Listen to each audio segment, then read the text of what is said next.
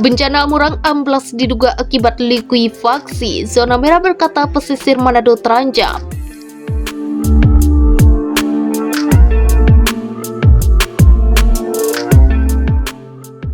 Peristiwa bencana yang menghebohkan terjadi di Amurang, Kabupaten Minahasa Selatan, Rabu 15 Juni sekitar pukul 14.00 WITA.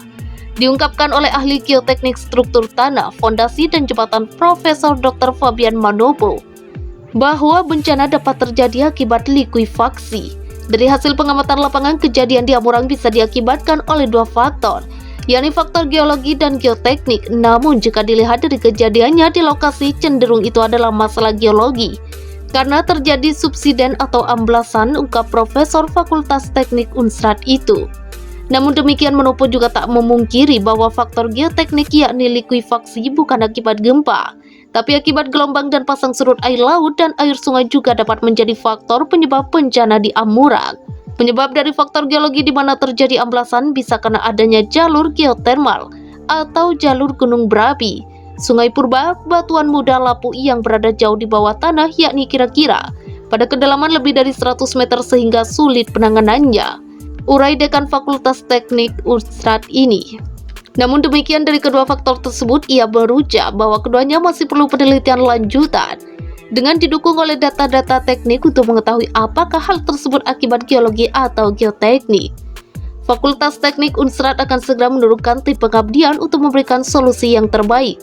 Sebagai langkah antisipatif, ia pun menganjurkan bahwa apabila yang ditemukan merupakan faktor geoteknik, maka rekayasa geoteknik dapat dilakukan sebagai tindakan pencegahan. Kalau memang itu masalah geoteknik, kita bisa bikin pengaman pantai, pemecahan ombak, struktur kekuatan tanah, dan pondasi untuk mengurangi resiko likuifaksi bisa menjadi pencegah, kata Manopo. Namun demikian, apabila hal tersebut akibat faktor geologi, kandidat rektor Unsrat ini pun menganjurkan agar masyarakat dapat menjauhi lokasi bencana tersebut, serta mengikuti setiap aturan pemerintah terkait lokasi pemukiman.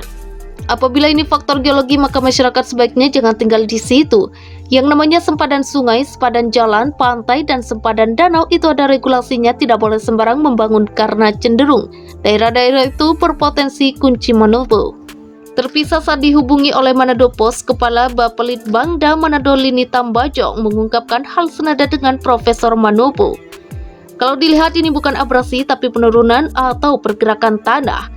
Karena kejadiannya bukan perlahan seperti abrasi, tapi seperti ditelan, ungkap Tambajong yang juga merupakan dokter bidang pengembangan sumber daya alam dan lingkungan. Diuraikan Tambajong pula bahwa berdasarkan data peta kerentanan zona likuifaksi Kementerian Energi dan Sumber Daya Mineral, Badan Geologi Pusat Air Tanah, dan Geologi Tata Lingkungan, bahwa Kota Manado juga memiliki zona merah yang sama dengan lokasi bencana di pesisir pantai Amurang. Pesisir Manado juga berisiko tinggi, lokasinya sekitar pesisir batas Kota Manado hingga TPI, kata Tambajong. Adapun diuraikan pada data peta kerentanan zona likuifaksi bahwa zona merah merupakan zona kerentanan yang dapat mengalami likuifaksi secara merata dan struktur tanah umumnya menjadi rusak parah hingga hancur. Tipe kerusakan struktur tanah yang terjadi berupa likuifaksi aliran, pergeseran literal, penurunan tanah vertikal, dan semburan pasir. Diketahui peristiwa bencana besar yang melanda Palu dan Donggala pada tahun 2018 juga merupakan akibat dari likuifaksi tanah.